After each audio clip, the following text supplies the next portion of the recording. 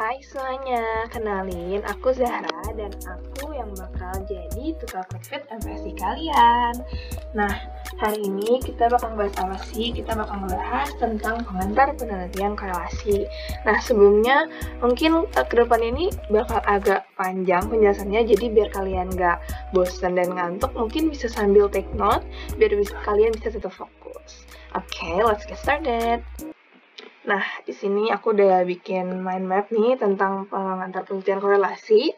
Nah, sebelumnya apa sih penelitian korelasi itu? Penelitian korelasi itu adalah penelitian yang menguji dan menetapkan sejauh mana sih hubungan antar variabel-variabelnya gitu. Nah, penelitian korelasi ini bisa masuk ke penelitian bivariat atau multivariat. Kalau bivariat itu yang melihat hubungan antara dua variabel, karena bi itu artinya dua, dan multivariat itu artinya dia pengen melihat hubungan lebih dari dua variabel gitu kan, multi ya namanya juga. Nah, gimana sih biasanya gambaran penelitian korelasi itu? Pertama, penelitian korelasi itu nggak memanipulasi, mengontrol, atau mengintervensi si variabelnya gitu. Nah, jadi kita tuh cuma mengukur variabel yang diteliti aja. Nah, karena itu juga, penelitian korelasi ini tuh sebenarnya nggak menjelaskan hubungan sebab akibat. Jadi kayak penyebabnya dari variabel siapa itu kita nggak ada yang tahu gitu. Terus abis itu kita juga nggak menjelaskan gimana sih hubungan antar variabelnya. Jadi cukup menetapkan hubungan antar variabelnya tuh gimana gitu. Nah, karena semua ini tuh merupakan ciri-ciri dari penelitian ex post facto. Nah, selanjutnya, set datanya itu berasal dari sumber yang sama atau sumber yang dianggap sama. Kalau sumber yang sama, itu kayak sampelnya sendiri. Jadi kayak kita mengukur variabelnya itu dari si sampel yang sama itu, dari orang yang sama. Kalau orang yang dianggap sama itu biasanya orang yang memiliki hubungan yang sangat amat dekat. Misalkan ibu sama anak, atau di sini contohnya suami dan istri. Lalu selanjutnya penggambaran datanya itu berbentuk scatter plot. Nanti ini aku bakal jelasin. Terus kekuatan hubungannya itu bernilai 0 sampai 1. Nah, di mana kekuatan hubungannya itu biasanya disimbolin sama huruf R. Nah, kalau misalkan nanti nilai R-nya itu mendekati 0, artinya hubungan penelitiannya ini cenderung lemah. Kalau misalkan nanti R-nya itu mendekati 1, berarti korelasi atau hubungan dalam penelitian ini, hubungan dalam variabelnya ini benar-benar cenderung kuat gitu. Nah, di sini kan aku nulis nih, RXY. Nah, maksud aku RXY itu adalah R-nya itu wujud kekuatan hubungan, simbol yang tadi aku bilang, X-nya itu variabel X, variabel yang satunya, Y-nya itu variabel yang satunya lagi. Oke, karena tadi kita udah ngomongin nih tentang penelitian korelasi, nah sekarang gimana sih karakteristik hubungannya? Ada 3 karakteristik yang harus kalian ketahui, yaitu tentang arah hubungannya gimana, positif atau negatif, terus bentuk hubungannya tuh gimana, linear atau non-linear, yang terakhir itu adalah konsistensi hubungannya atau degree of correlation. Ini tuh adalah R yang udah aku jelasin tadi, yang nilainya tuh 0 sampai 1. Oke, next dulu. Nah, di sini tuh sesuai aku jelasin tadi, ada bentuk hubungan dan arah hubungan. Kita ngomongin bentuk hubungan dulu. Kalau bentuk hubungan itu biasanya dilihat dari bentuk si scatter plotnya atau garisnya. Kalau di sini kita ngeliatnya bergambang, kita lihat pakai garis dulu ya. Kalau misalkan bentuk hubungannya linear, linear itu kan artinya garis lurus ya. Berarti ntar kita lihat aja nih grafiknya, kayak grafik contoh yang di sini. Dia kan hubungan antara konsumsi buah dan sayur sama angka harapan hidup itu kalau misalkan kayak gini kan dia lurus ya ke atas. Nah, berarti dia linear. Yang termaksud yang ini juga, konsumsi rokok sama angka harapan hidup. Dia kan lurus juga ya, cuma kayak beda arah aja. Nah, ini juga termasuk yang linear. Kalau misalkan nanti bentuk grafik kayak gini nih, yang agak kurva gini, curve, berarti dia itu artinya non-linear. Tidak atau bukan garis lurus, atau biasanya disebutnya juga monotonik. Nah, selanjutnya kita ngomongin arah hubungan nih. Tadi kan aku udah bilang nih, ini kayak arahnya tuh ada yang ke atas, ada yang ke bawah, termasuk yang ini juga. Nah, jadi arah hubungan itu ada 2. Ada yang arah hubungannya positif dan arah hubungannya negatif. Kalau positif itu biasanya antara variabel 1 sama variabel 2 itu searah gitu, sejalan. Misalkan, ini kan aku udah bilang ya, kalau misalkan variabel 1 meningkat, variabel 2 juga meningkat. Kalau misalkan variabel 1-nya menurun, variabel 2-nya menurun juga. Nah, contohnya tuh kayak yang 2 ini. Nih, kalau di sini kan contohnya konsumsi buah dan sayur sama angka harapan hidup. Semakin tinggi konsumsi buah dan sayurnya, itu angka harapan hidupnya itu semakin tinggi juga kan, kita bisa lihat ke atas. Nah, termasuk misalkan, kalau misalkan kita balik nih, semakin ke kiri nih, semakin turun konsumsi buah dan sayurnya, itu angka ekspektasi harapan hidupnya juga semakin menurun. Nah, itu maksudnya yang positif tadi, hubungannya. Kalau negatif, itu artinya hubungan antar variabel itu berkebalikan. Kayak misalkan contohnya di sini, konsumsi rokok per harinya sama angka harapan hidup. Di sini kan kita bisa lihat ya, semakin tinggi konsumsi rokoknya, ekspektasi harapan hidupnya tuh semakin rendah gitu. Jadi saling berkebalikan, termaksud yang ini juga.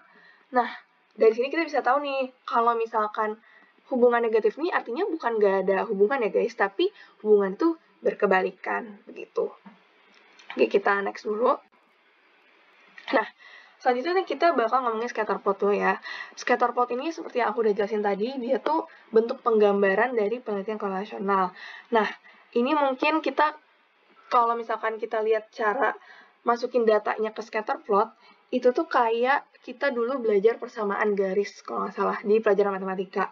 Jadi, misalkan ini ada sampel yang A, ini misalkan skor dari variabel yang X, variabel sesuatu, dan variabel yang lainnya Y.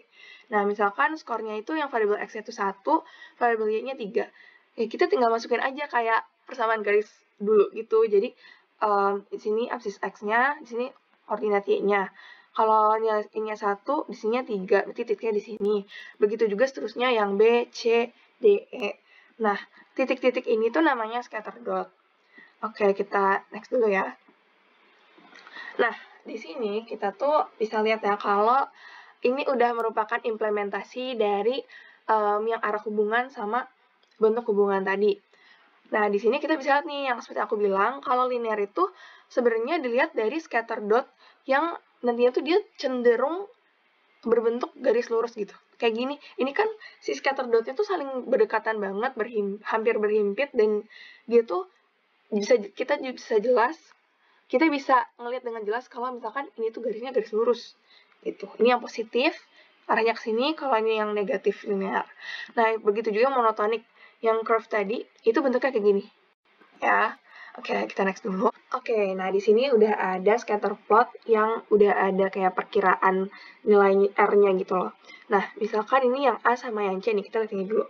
Seperti aku udah bilang, ini kan dia, kalau kita lihat dari scatter dot-nya, itu udah bentuknya tuh kayak kalau ditarik garis lurus, dia tuh udah mirip banget sama garis lurus. Apalagi yang C. Yang C ini udah fix banget dia pasti garis lurus. Karena ini tuh bener-bener berurutan gitu loh, kayak bener-bener polanya tuh mirip, sama malah. Nah, kalau yang A, dia itu termasuk yang strong positive correlation, yang kira-kira tuh nilainya plus 0,90. Aku mau disclaimer dulu, kalau misalkan di sini plus ataupun minusnya, itu tuh cuma menunjukkan arah hubungan aja ya, bukan menunjukkan besaran atau kekuatan nilai korelasinya gitu. Nah, di sini kan nilainya 0,9 ya. Dia kan sudah mendekati 1, seperti yang aku bilang tadi, berarti dia tuh emang kuat banget gitu. Dilihat dari grafiknya juga, dia scatter dotnya hampir bentuk linear. Apalagi yang C ini malah perfect negative correlation, minus 1. Ini udah berarti kayak ini fix banget ada hubungannya gitu, sangat kuat hubungannya. Cuma kalau scatter plot yang kayak gini, yang lurus banget gini, yang nilai 1, itu sebenarnya jarang banget di kehidupan nyata gitu. Nah, terus kalau misalkan yang B sama yang D, ini tuh contoh yang kalau kita bisa lihat, dia kan scatter dotnya tuh kayak hampir nggak beraturan ya. Yang B mungkin masih bisa kelihatan kalau dia tuh kayak arahnya tuh negatif gitu.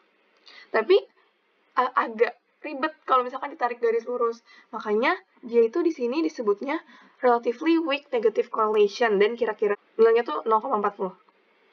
Terus kalau yang D, ini kan kita udah bingung ya, ini mau arahnya mau kemana, ini mau ke positif atau mau negatif gitu. Jadi ini tuh kayak nggak ada korelasinya, makanya di sini bilang no linear trend, dan korelasinya tuh cenderung 0 malah gitu.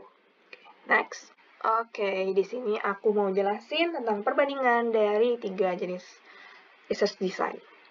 Itu penelitian komparatif atau non-eksperimental, korelasional, sama eksperimental. Pertama kita lihat dari komparatif dulu. Komparatif ini, itu sebenarnya kata kuncinya tuh ada di perbandingan atau perbedaan.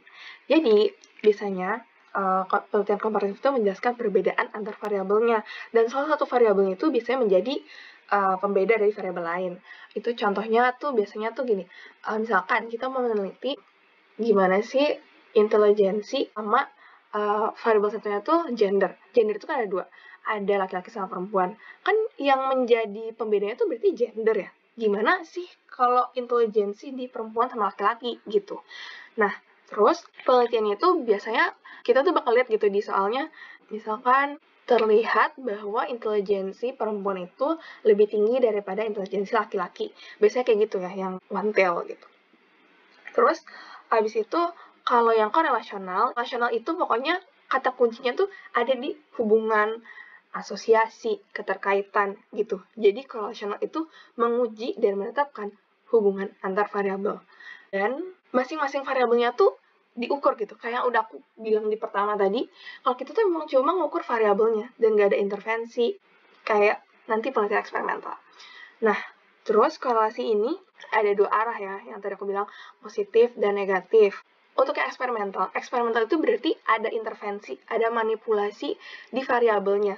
Makanya dia bisa menjelaskan hubungan sebab akibat gitu dari suatu hubungan variabel.